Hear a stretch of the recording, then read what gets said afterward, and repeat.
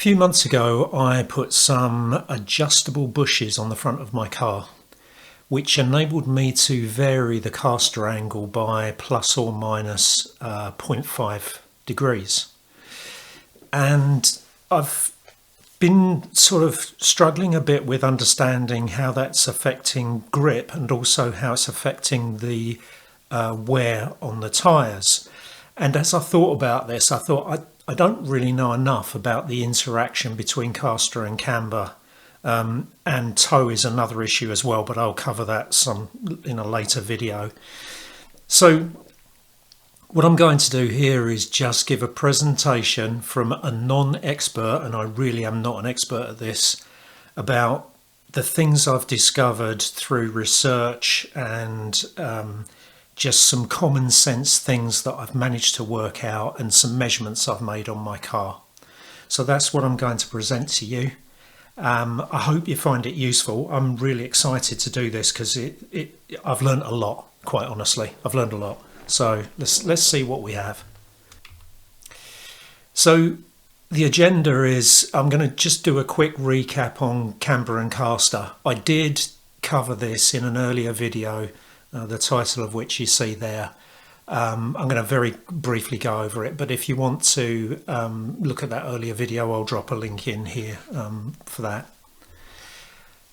I'm going to jump straight into the findings. Originally, I was going to give you all a long spiel about how I did this and all that stuff, but quite honestly, what you probably want to know is what did I find? So I don't skimp on it, and I do want people to check out how I did this and give me their feedback in case I've done something stupid. I'm going to cover that later, but the findings I'm going to put in here, and then I'm going to cover the conclusions that I reached. Now, in terms of the way I did it, I'm going to cover it in a blog entry on my website.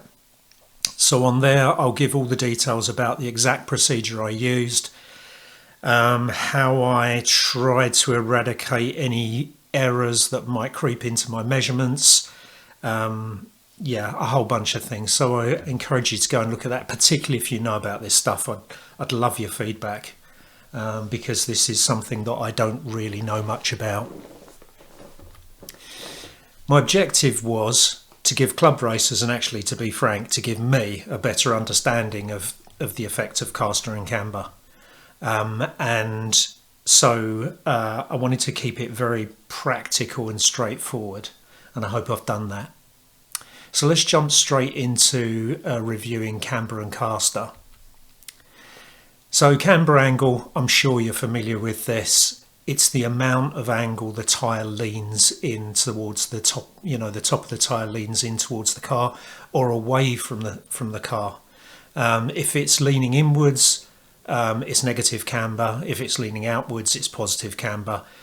Most cars, not all, have some degree of negative camber. Most racing cars have negative camber. But there is an aspect of this we need to consider. We have a thing which I'm calling static camber. I'm using a book that I'll show you the cover of the book later. It's a very widely used race vehicle dynamics book. I'm using the terminology out of that book because I know no other, I haven't got any other particular opinion on the terminology. So I'm trying to stick to theirs. Static camber basically is the amount of camber you have when the wheels are pointing dead forward and you would be driving straight forward in a straight line. Steer camber is camber that you get when you change the steering angle. So if I turn to the right, my left wheel is likely to get more negative camber than it had in the static position. This change in camber is caused by the caster angle. So if you had zero caster, you would have one camber setting throughout the whole of the steering range. So I'm calling that steer camber again because that's what the book calls it. In fact, bizarrely, and I didn't know this until I looked this up, that picture of the guy on the right, The guy who's sitting in the car is one of the guys who wrote the vehicle dynamics, race vehicle dynamics book. So I don't know if this was an experimental car he was using to work some things out. Perhaps it was. In my earlier video, I'd said on my car the Castor angle basically is the line through the front strut, because I've got MacPherson struts on the front of the car, and basically the hub, it swivels around that MacPherson strut. That's not quite true, even with my BMW. In fact, with my BMW, it's pretty complicated as it turns out. But typically, it's in the book I've got, they talk about the kingpin. The kingpin being a pin, a nominal pin, which a hub rotates around when you steer. And in a lot of cars, it will be the angle of a line drawn through the top ball joint down through the bottom ball joint. If you take a line through those 2 points and compare that to the vertical line, that's your Castor angle. On some cars, the picture on the right is true. There are cars where the hub completely rotates around the strut, but it's not quite true in my car. It's a bit of a combination with the thing you see on the left and the thing you see on the right. The standard Castor angle on a BMW E87, and I had terrible trouble finding this information, I believe is 6 degrees and 50 minutes to 7 degrees and 50 minutes, or 6.8 to 7.8 as you see there. My car has the adjustable bushes on it. When I measured the Castor, the bushes were set full positive, which is an additional 0.5 degrees, and my car is showing 8.3 degrees. Now in my blog I'll tell you how I measured that, but just take it that that's what I have. So you can see that on my car I'm at the top end of the standard Castor plus the 0.5. Now I do have a bit of a not a worry, but something that I think might need to be considered is on my car, my lower arm, the camber arm, or the arm that comes straight out from the subframe straight towards the hub, I've got an extended arm to give more camber. All the 116 trophy cars do have an extended arm. It comes from an M3, and I do think that might tweak the Castor angle a little. It's a really complicated multi-link setup on the front of the BMW. I think it is on most BMWs actually, and so it's quite difficult to work out exactly what effect that has, but I think it might tweak it slightly. Anyway, that's the Castor angle I measured. About 3 weeks ago I was racing at Snetterton on the Snetterton 300 configuration, which is the track map you see in front of you.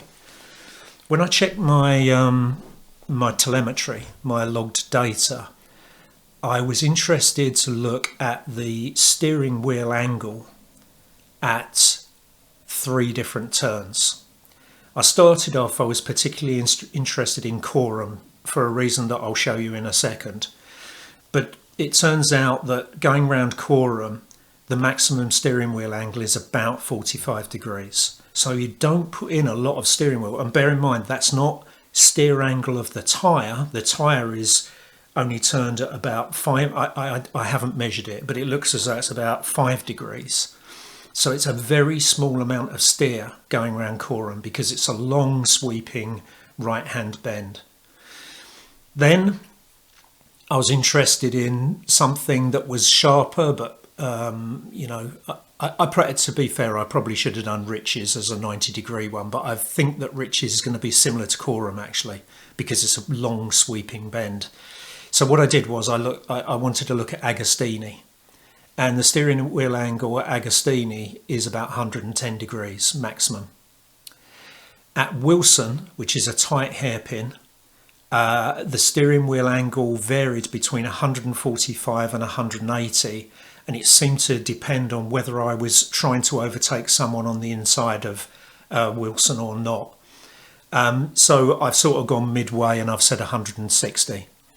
Now Wilson is probably one of the sharpest hairpins on the UK circuits, except for perhaps the hairpin just before the start-finish straight at Croft, which coincidentally is the next track I'm racing at.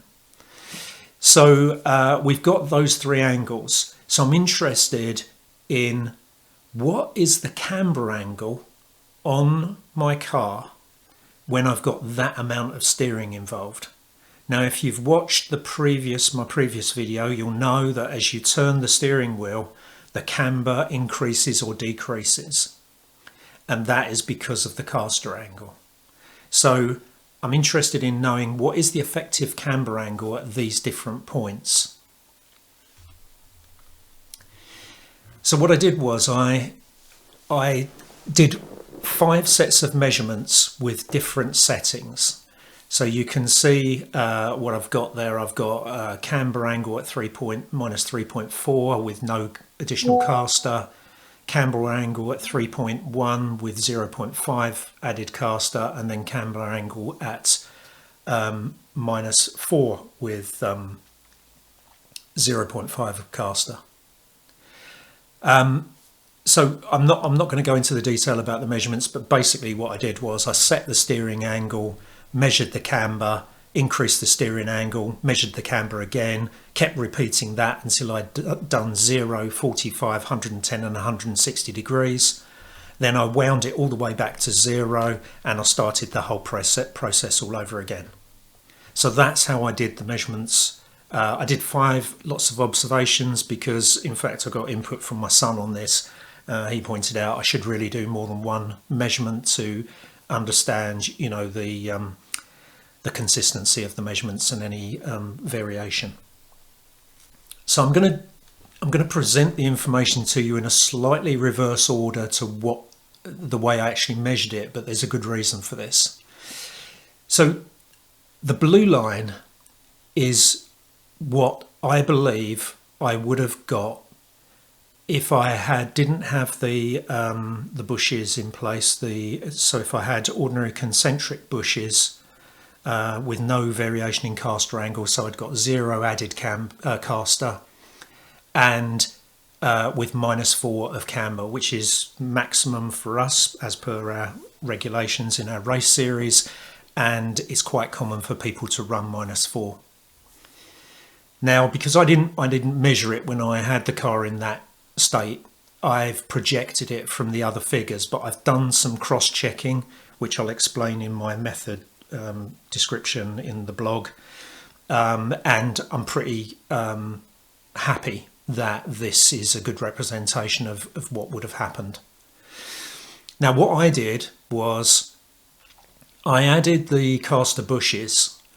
I turned them up to max, but I thought I'm going to end up with way too much camber in the turns. So then I reduced the camber angle I wanted to reduce it to 3, but it came out at 3.1, you know. So I tried to reduce it by 1 degree of camber, static camber. And this is what you see, the comparison of the two. And what you notice here is that I've got nowhere near the amount of camber that I had before. So I've added this caster bush that supposedly is going to give me, you know, amplify the steer camber, the amount of camber I get when I steer. And lo and behold, I've gone and reduced the static camber so much that now I'm not getting anything. In fact, it's worse than it was. Now, that could explain the effect that I saw on the tyres. So you can see the tyres have started to tear away at the edges. This is the outside of the left-hand tyre. And remember, Coram is a fast right-hand turn with very small steering angle. So we're right down here at the 45, down here at the 45 degree setting. and you can see that I'm not even getting the 4 degrees that I would have got had I have had static camber of 40 degrees, of minus 4 degrees.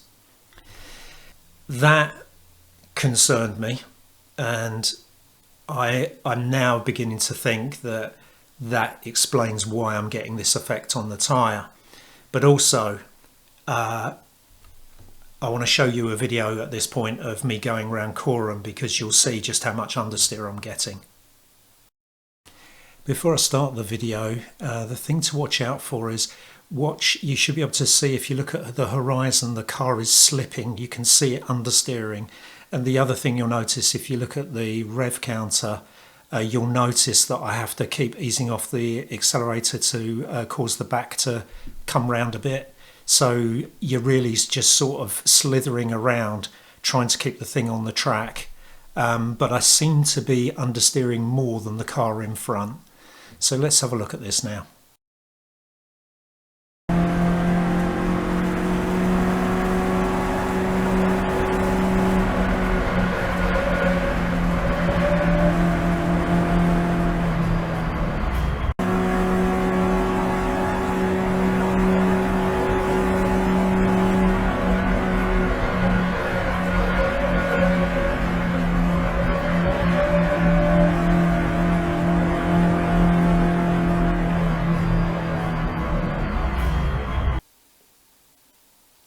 I started with what you see in the green line, with 0.5 degrees of positive Castor and minus 3.1 degrees of Camber.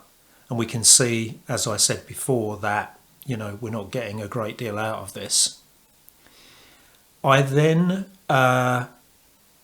took all of the Castor out, and now here's a thing that I didn't appreciate, but you will probably experience this yourself.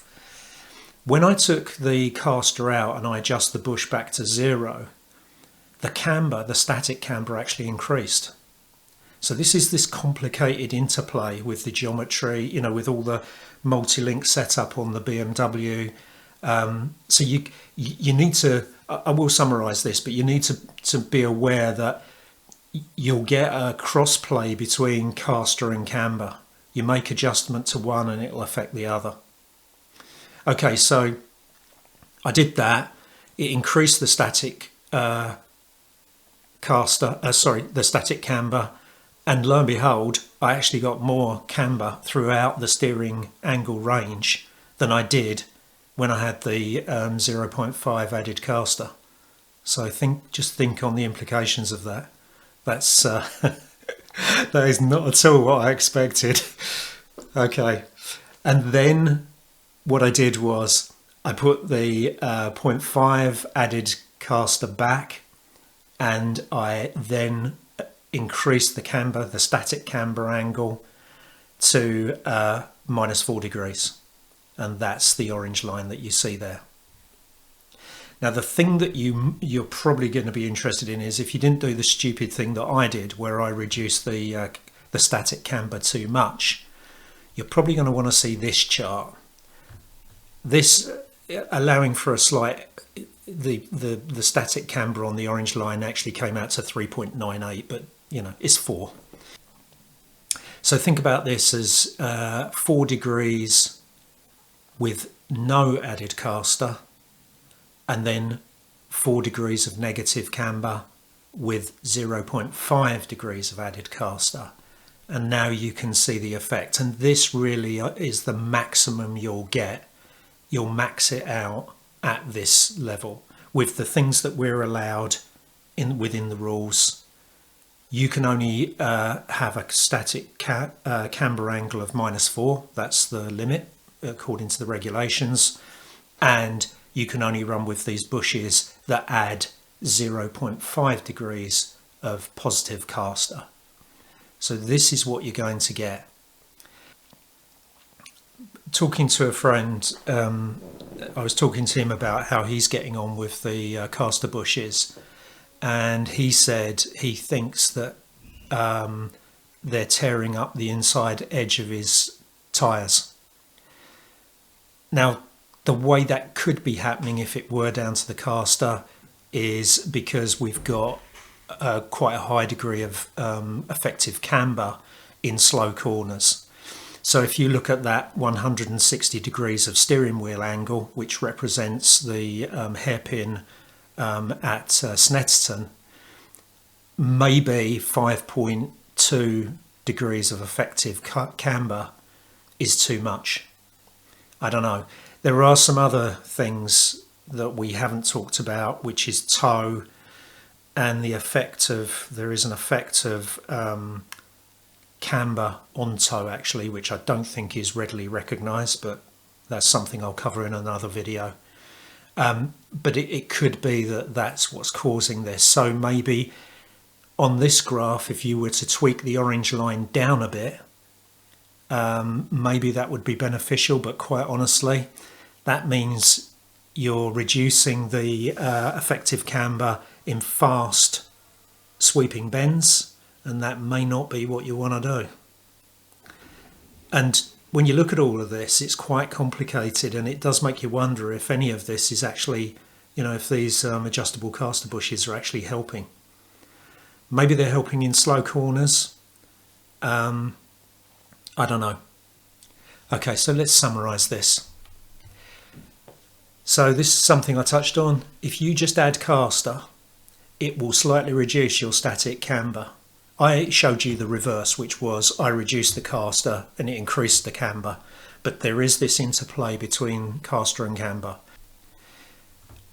Adding caster gives you a greater spread of camber angles throughout the steering range. So in my case, if you look at the steering range from 0 to 160 degrees of steering wheel angle, it was 1.1 with the added caster and 0.9 with no added caster. So more caster amplifies steer camber.